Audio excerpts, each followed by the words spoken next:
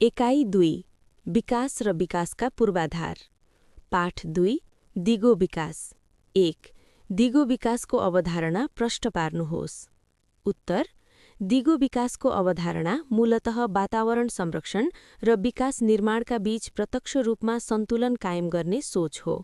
यसले पृथ्वीले वहन गर्न सक्ने अर्थात् धान्न सक्ने र निरन्तर लाभ प्राप्त भइरहने विकासलाई बुझाउँछ।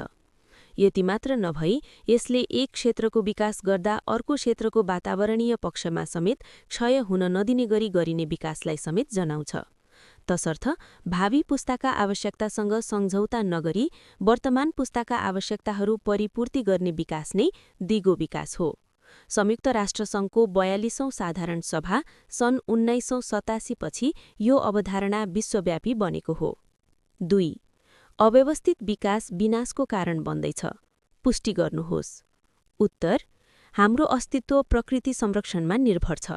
पर्याप्त वातावरण संरक्षणले हाम्रो स्वास्थ्य सुधार गर्दै जीवनकाल बढाउँछ। जैविक विविधता र पारिस्थितिक प्रणालीको संरक्षणले पृथ्वीको रक्षा गर्दछ र पृथ्वीको तापक्रम वृद्धि रोक्न मद्दत पुग्छ। विकासका नाममा जथाभावी वनजङ्गल विनाश गर्नु भनेको वातावरण नष्ट गर्नु हो।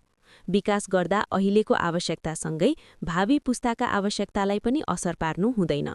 सडक निर्माणका नाममा जथाभावी वन मास्ने र डाँडापाखामा डोजर चलाउने कार्यले विकासका नाममा विनाश निम्त्याउँछ। यसले बाढी, पहिरो, भूक्षय, अतिवृष्टि, खण्डवृष्टि र तापक्रम वृद्धि जस्ता विविध समस्या ल्याउँछ। तसर्थ अव्यवस्थित विकासले विनाश निम्त्याउँछ भन्ने कुरा स्पष्ट छ। 3 दिगो विकासका लागि तपाईँ कसरी सहयोग पुर्याउन सक्नुहुन्छ? उत्तर दिगो विकासका लागि म निम्न कार्यहरू गरेर योगदान दिन सक्छु। 1 दिगो विकासको आवश्यकता र महत्त्वका सम्बन्धमा जनचेतना फैलाउने। 2 आफ्नो समुदायमा भएका विकास निर्माणका कार्यहरू दिगो विकासको अवधारणा अनुरूप भए वा नभएको खोजी गर्ने। 3 समृद्धि निर्माणमा सहभागी बन्ने र दिगो विकासको अवधारणालाई प्राथमिकता दिन सुझाव दिने। 4 सामाजिक, सांस्कृतिक र प्राकृतिक सम्पदाको संरक्षणमा आवश्यक सहयोग र सल्लाह प्रदान गर्ने। 4 दिगो विकासका उद्देश्यहरूको सूची तयार गर्नुहोस्। उत्तर दिगो विकासका उद्देश्यहरू निम्न छन्। 1 गरिबी निवारणमा सहयोग गर्दै सामाजिक सुधार गर्ने। 2 मानवीय विकास र प्रगति हासिल गर्दै तिनलाई समावेशी बनाउने। 3 वातावरणको प्रभावकारी रूपमा संरक्षण गर्ने। 4 प्राकृतिक स्रोत र साधनको समझदारी एवं सावधानीपूर्वक प्रयोग गर्ने।